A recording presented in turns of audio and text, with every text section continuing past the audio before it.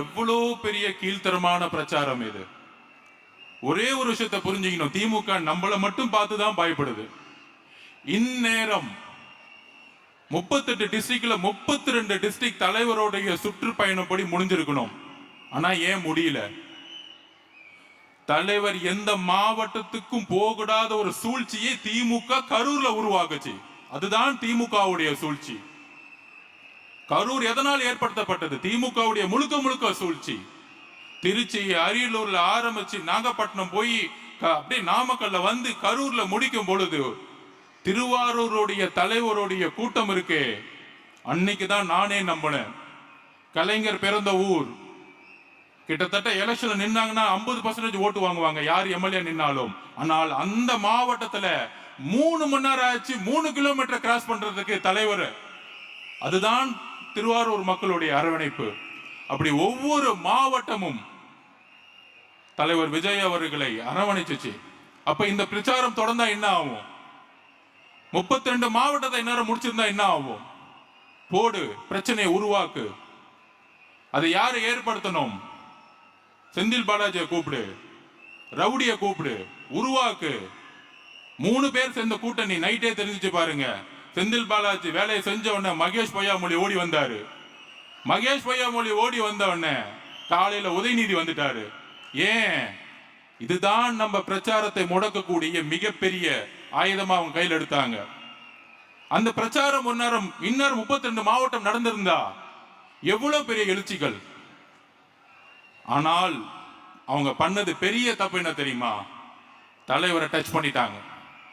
அந்த கரூர் மக்கள் ஒருத்தர் கூட தலைவரை ஒரு இடத்துல கூட வந்து மனசு வந்து திட்டல. இதுதான் தமிழக மக்களுடைய உணர்ச்சி.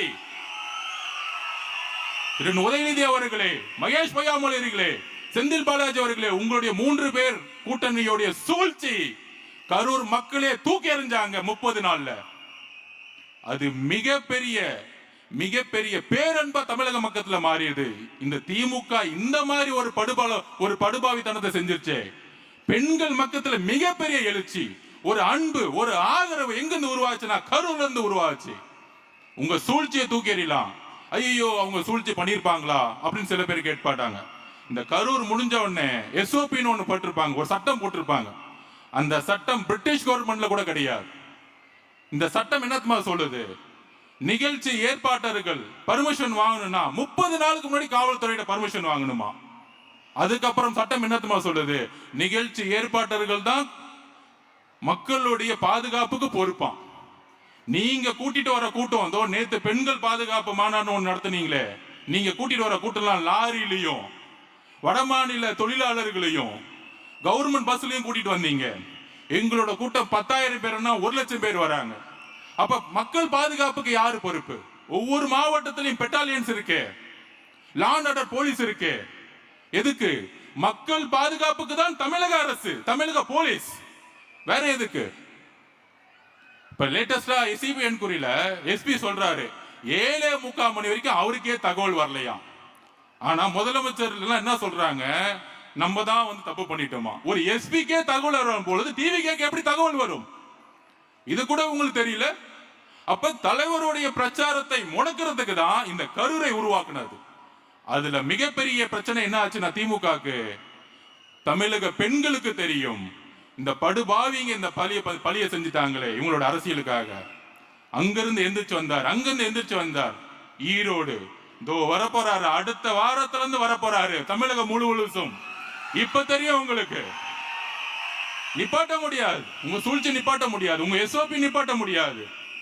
இம்மீடியட்டா நாங்க உயர் நீதிமன்றத்துக்கு போறோம். இந்த ஜனநாயக படுகொலைக்கான எஸ்ஓபி கேட்டு நாங்க போறோம். அப்ப தலைவரை நிப்பாட்டணும், தலைவரை முடக்கணும். இவங்க எப்படி அரசியல் பண்ணுவாங்கன்னா, ஐயா உதயநிதி அவர்கள் ரெட் ஜெயின் மூவி வச்சு ஒரு மூவி எடுப்பாரு. ஹிந்தி டெல்லி தான் தமிழ்நாடா சரி அப்படின்னு கேட்பாங்க. ஹிந்தி எதிர்ப்பு அப்படின்னு சொல்லுவாங்க. ஆனா அதே படக்குழுவை பொங்கல் விழாவுக்கு அப்படியே அனுப்பிச்சு விடுவாங்க பேக் பண்ணி. எங்க பொங்கல் விழால ஹிந்தியில கொண்டாடிட்டு இருப்பாங்க. அங்க போய் படக்குழு, அந்த படக்குழு உதயநிதி அவர்கள் தெரியாம போகுமா? ரெட்ஜ நிறுவனத்தோட தெரியாம போகுமா? அப்ப எந்த விதத்துல சிறுபான்மை மக்களுக்கு இவங்க எந்த அளவுக்கு போய் சொல்றாங்க? இவங்க படம் மட்டும் ரிலீஸ் ஆயிடுமா, ஆனா இவங்க பிஜேபி ஏத்து நிப்பாங்களாம். நாங்க கோர்ட்ல முட்டி மோதிட்டு இருக்கணுமா, ஆனா நம்ம பி டீமா. இந்த அரசியல் புரிஞ்சுக்கிட்டீங்களா? நீங்க புரிஞ்சுக்கணும், பகுதி செயலாளர்கள் புரிஞ்சுக்கணும், பெண்கள் புரிஞ்சுக்கணும். நீ பிஜேபியோட எதிரி இருந்தா பிஜேபி மூவியை நிப்பாட்டி இருப்பாங்க. நீ தான் பின்னாடி வழியா ஒளிஞ்சுக்கிட்டு இருக்கிய உட்கார்ந்துகிட்டு. இந்த நடிப்பு தெரியாதா? இஸ்லாமிய தோழர்களே, கிறிஸ்துவ தோழர்களே, ஒடுக்கப்பட்ட மக்களே, புரிந்து கொள்ளுங்கள் திமுகவுடைய சூழ்ச்சி வரலாறு. பெண்களுக்கு 1000 ரூபாய் கொடுக்கிறோம், இலவசம் கொடுக்கிறோம். ஒரு கோட்டர் இப்பதான் கேட்டேன், எவ்வளவு விலைன்னு கேட்டேன். அதுல 4 மாவட்ட செயலருக்கு எவ்வளவுன்னு தெரியல. நான் கேட்ட உடனே இப்பதான் நம்ம பசங்க கேட்டு வந்தேன். வந்த உடனே சொன்னாங்க, அண்ணன் ஒரு கோட்டர் 160 ரூபாண்ணே அப்படின்னு. யோசிச்சு பாருங்க, சென்னை முழுதும் கஞ்சாவுடைய சேல்ஸ் தெருவுக்கு இருக்கு. 4 அமைச்சர்கள் இருக்காங்க, முதலமைச்சர் முதல் கொண்டு. அதுல முதலமைச்சர் ரிவ்யூ மீட்டிங் போட்டு சொல்றாரு, இல்ல மத்திய அரசு ஒன்றிய அரசு பிஜேபியோட துணை வேணும். அது கடல் வழியா வருதான். அந்த கடல் யார் கண்ட்ரோல் இருக்குன்னா ஒன்றிய அரசு கண்ட்ரோல் இருக்கான். ஐயா முதலமைச்சர் ஸ்டாலின் அவர்களே, கடல் வழியா வரட்டும், ரோடு வழியா தானே சேல்ஸ் பண்ணிட்டு இருக்காங்க. ரோடு உன் கண்ட்ரோல தான் இருக்கு. உன் டிஜிபி என்ன பண்ணிட்டு இருக்காரு, கமிஷனர் என்ன பண்ணிட்டு இருக்காரு, இன்ஸ்பெக்டர் என்ன பண்ணிட்டு இருக்காரு, உன் கவுன்சிலர் என்ன பண்ணிட்டு இருக்காரு, மாவட்ட செயலர் என்ன பண்ணிட்டு இருக்காரு, எம்எல்ஏ என்ன பண்ணிட்டு இருக்காரு, ஒண்ணும் பண்ணல. கேட்டா ஒரு மீட்டிங் போட்டு கஞ்சா சேல்ஸ் இல்லன்னு இங்க இருக்க மாசு சொல்லிட்டு இருக்காரு. இதுக்கு ஒரு அமைச்சர், அதுல வேற உட்கார்ந்து ஹெல்த் டிபார்ட்மெண்ட். எதுக்கு நீங்க ஹெல்த் டிபார்ட்மெண்ட் வச்சிருக்கீங்க? கஞ்சாவே தமிழ்நாட்டுல இல்லையா? வாயில தான் இதுக்கு மேல பேசுனீங்க. நான் சொல்லிட்டேன், இன்னும் வாயில கெட்ட வார்த்தை மட்டும் தான் எனக்கு வரல. என்ன ஒரு அநியாயம்!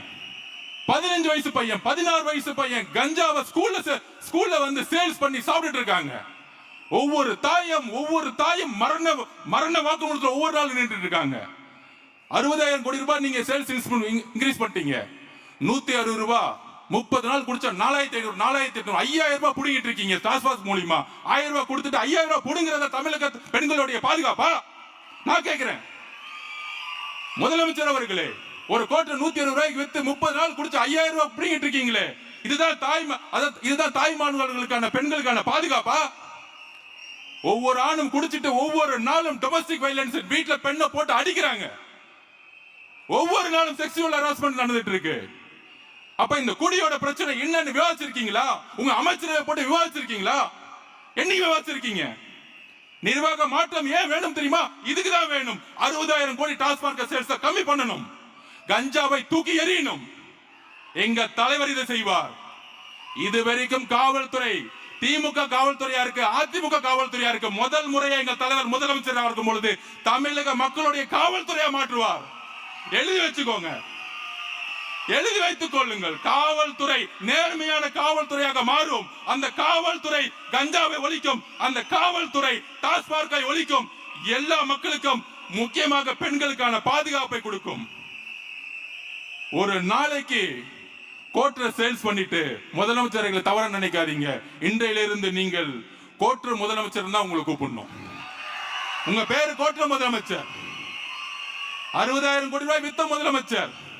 ஆனால் பெண்கள் பாதுகாப்புன்னு மாநாடு நடத்துறீங்க. அக்கா கனிமொழி அக்கா அவர்களே, 21 டாஸ்மார்க்கோட சேல்ஸ் இருந்துச்சு 30,000 கோடி.